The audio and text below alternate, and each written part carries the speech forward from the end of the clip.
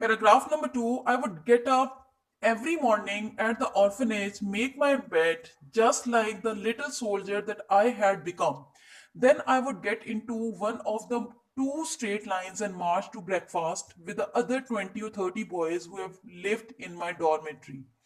So dormitory is a bedroom for number of people in an institution. It means that a bedroom where number of students, number of people, I am just going to give you an exact meaning. People here refers to students who are living in a bedroom in an institution. So what type of institution here the writer or the narrator is telling to us? Yes, we know it, that is orphanage.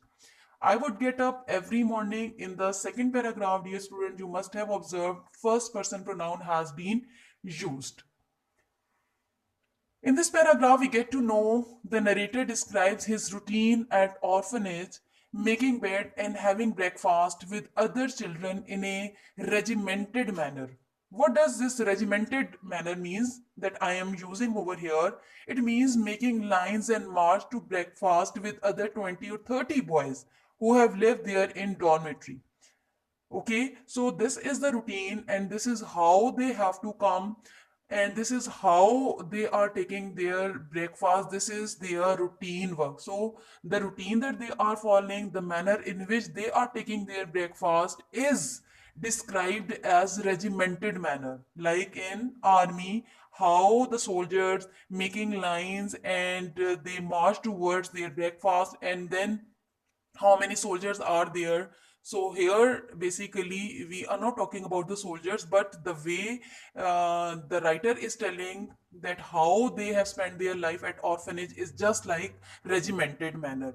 So how many boys? 20 or 30 boys who lived there in dormitory. So this was a discipline that they had to follow, almost militaristic lifestyle which has been imposed on the children at the orphanage. So this is the routine that they have to follow, basically a disciplined way that the students have to follow. And narrator is telling his life, that how he had spent his life, and other students who had been living their life at the orphanage is militaristic lifestyle that has been imposed on the students by the faculty, by the head of the institution. So such minute detail that the writer or the narrator has given at the orphanage is suggesting that loss of freedom and individuality which has been experienced by the children at the orphanage. So I hope that you have understood paragraph number 2, which